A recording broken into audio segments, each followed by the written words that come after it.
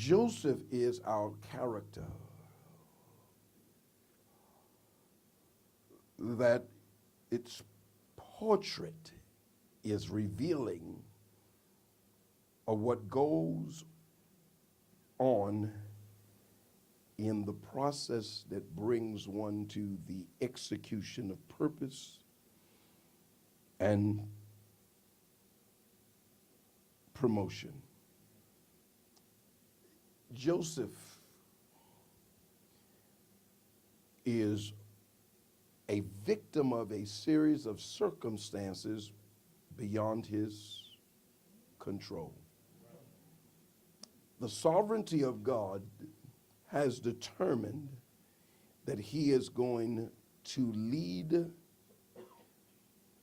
his brothers and provide for his father. Sovereignty, the sovereignty of God's will. It's when God has made a decision and a choice that excludes your faith, excludes your foreknowledge. It is what God has predetermined to accomplish. Many of us have experiences where we have seen the sovereignty of God. What God has chosen to do with our lives and how God has chosen to position us. And I like to describe it as unsolicited gifts and unsolicited favor. Yeah. Joseph was his father's favorite because he was his son of his old age, but something also interesting, he was the offspring, or if you would, the love child between his father and a woman that he loved, that the scriptures never say loved him. You know, it's possible to love someone who doesn't love you. No help here. They're bleeding hearts because someone knows what I'm talking about. And love is an announcement. Love is reflected in conduct and action. Don't tell me you. Joseph was the son of his father's old age, but the love child of he and a woman that didn't love him. And because of this, his father is adamant in expressing his love for Joseph. His love for Joseph. All he did do would distinguish him among his brothers and over the course of time, sibling rivalry occurred. Sibling rivalry occurred. And their issue was because their father's favoritism towards Joseph, until it got so bad that they conspired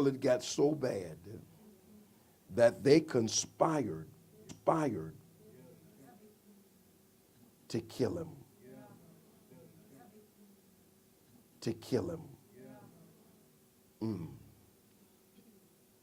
Is there witness in the sense that you know what it is to be your parents? You know what it is to be your parents' preferred or favorite, or maybe the youngest and the oldest and the others target you.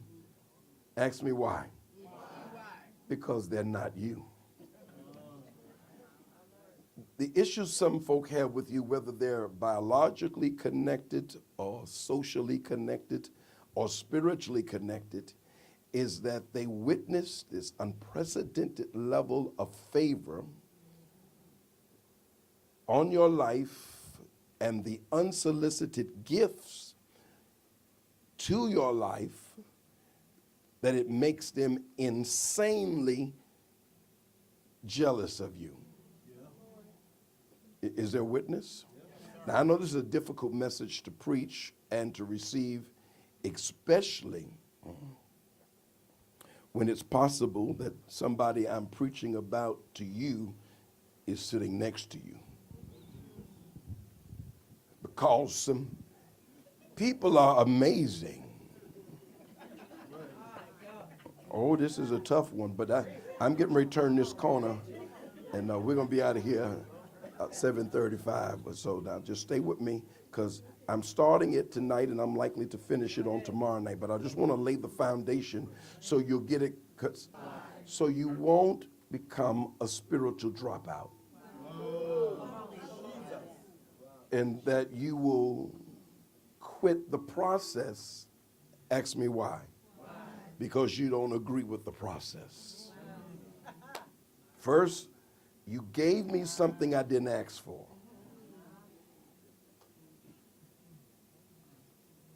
Both in that you favored me,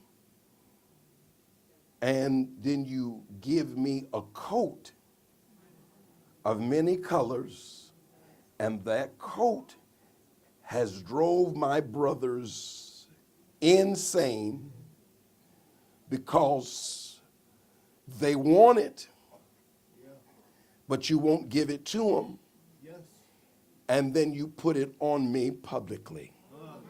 There's one thing to be favored privately, but when it's evident, when it's public, that you are the distinguished among equals, it drove them, and I'd like to say, Tanya, jealousy. They were insanely jealous, all because of what was unsolicited. And Joseph's brothers, come here, agree one with another. You know you're in trouble when usual enemies have teamed up and you're their target. Folk who usually don't speak and throw shade. And if you're close enough, if you're standing by them, they involve you in the shade. Who she thinks she is. Wait, don't put me in the middle. I don't have anything to do with this. But now all of a sudden, they're in absolute agreement, and they're looking at you from the side. And you know that look. That's why I break up some stuff at times in the church. And the reason, people have their preferences, and we've got to be okay with people having their preferences, because two walk together only when they agree. Now, we can all be a company who loves each other, but we should never be a company that divides from each other. Because while God separates, Satan divides. And a house divided against itself cannot stand. So when you get all these cliques going, usually cliques are a dangerous thing because it is a group of allies. And wherever there are allies, it means someone is preparing for war. See, we could never defeat an external enemy when we've made each other's our enemies. That's good. See, as members of a local church, you're called to follow a leader, to follow a vision, and each of your giftings and resources are to be collaboratively shared so that the overall vision is executed. But when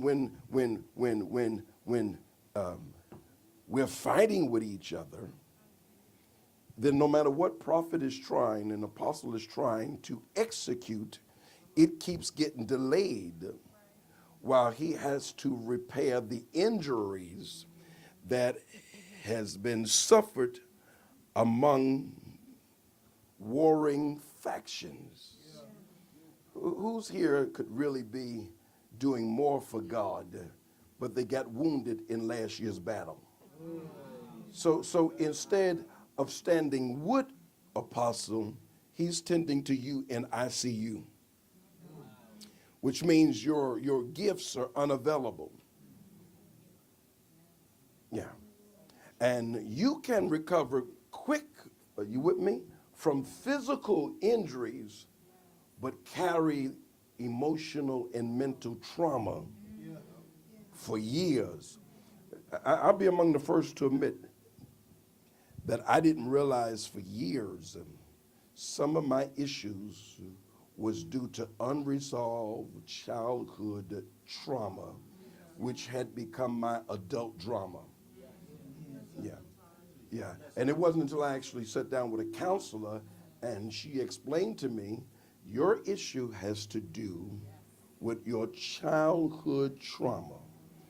You have grown, and I was in my 50s when she told me this. Can you imagine for 40-something years, this cycle that seemed to be unbreakable had everything to do with my childhood trauma that I didn't realize I exist until she triggered a response.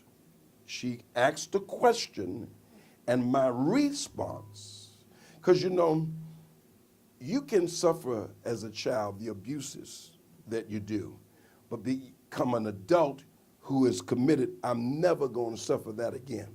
Right. So sometimes you're fighting with your loved ones and fighting with your mates because they have triggered a defense response due to some trauma you suffered as a child. I'm grown now. There's just certain things you're not going to say to me. You're not going to do to me. You're not going to handle me a certain way. I'm grown, and I'm old enough to speak up. Come here. And I'm old enough to hit back. And you don't just get to treat me any old kind of way. Come on. It's because you think you can. So if you choose to mishandle me, you're volunteering for my wrath. Yeah. See, you're not a victim. I know a lot of people try to act like you just. No, you triggered me. Look at my face. Especially when I warned you. Oh, it's quiet up in.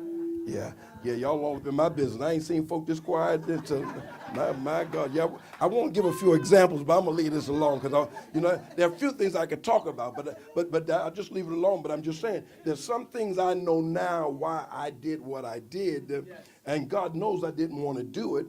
But I also know this: I was not going to lay down and be nobody's victim and doormat. And I've said, I've said in relationships, I said, now I can be complicated. That's like a rattler. I'm telling you, this type of behavior is going to warrant a response I don't think you prepared for. And then y'all can tell my personality, I don't know when to turn it off. You see how they came in here, and I'm very, what they said, that's, I'm not passive aggressive. I'm very assertive and, I'm confrontational. Yeah, I'm confrontational. And I'm more confrontational now than I've ever been because I read somewhere that there is no change when there's a fear of confrontation.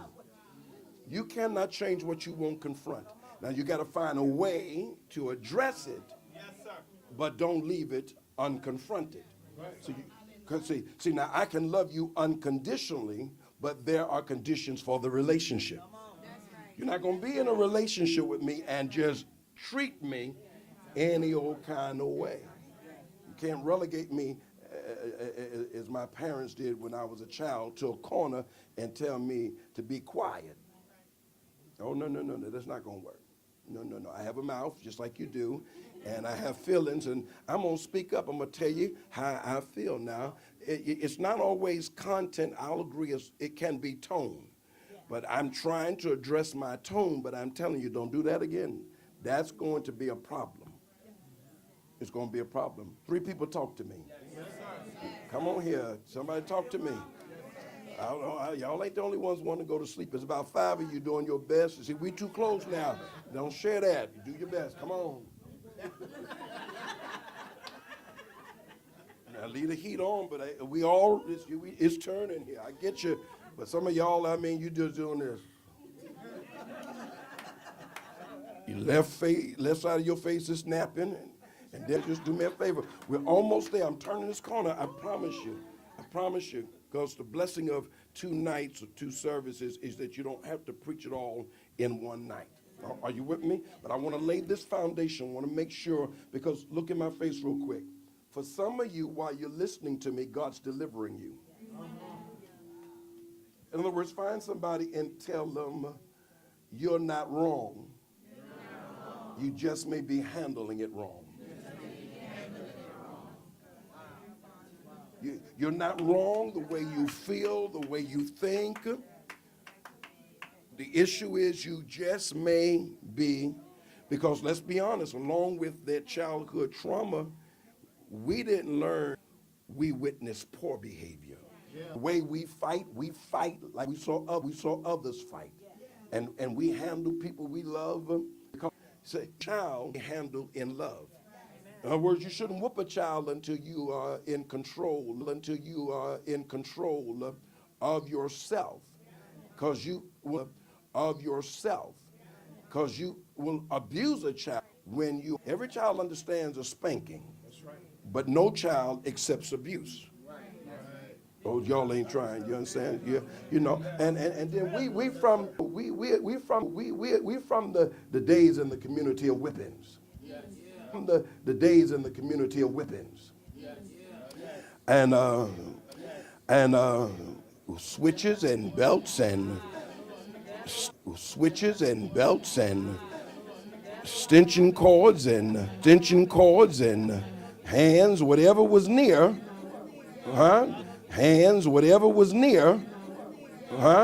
they would get us. Am I right? But I realize now, am I right? But I realize now when my mother,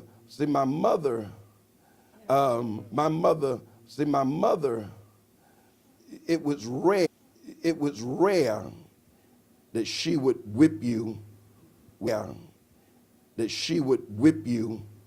when she first grabbed you. She would say it again. She would say it again. She started that talking. She started that talking. What I didn't understand then was she was calming down. She was committed to the discipline. Yeah, she was committed. Whatever she had in contact, but before she made contact, she was calming down. And then she was most likely determining how many times she was going to hit you. Are you with me? But then I've seen, are you with me? But then I've seen others out of control, while whipping their child, because they were angry.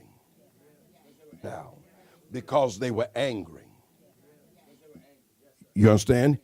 You're grabbing that child up and dislocating that shoulder. Some of you grabbing that child up and dislocating that shoulder. Some of you right now, come on here. You've had your joints dislocated.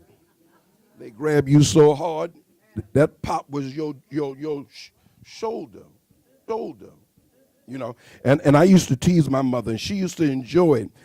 You know, and I used to tease my mother, and she used to enjoy it. before she transitioned, she would sit in service on the end of this row. She would sit in service on the end of this row, and she'd be sending me all type of messages. If she thought I was preaching too long, she'd be doing this. If I said something like, and I know they be this. If I said something like, and I know they wish my mother was with us still, cause she would have only let me carry on, but so long when I started,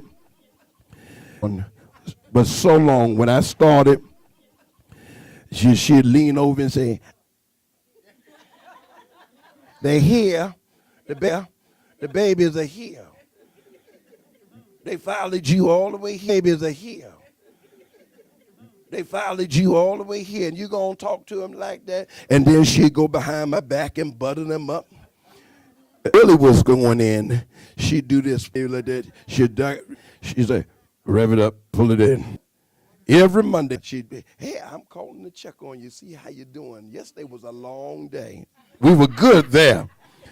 But then when her pitch changed, "Now, Andre, I know you my pastor, but I'm still your mother."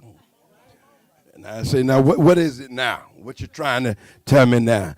Did you have to talk to the people like that? I'm afraid somebody gonna jump up and bust you in your mouth." Now, I'm not gonna let him do it, but don't say those type of things. And you know, she just loved some Sylvester Jones, and they in the flesh.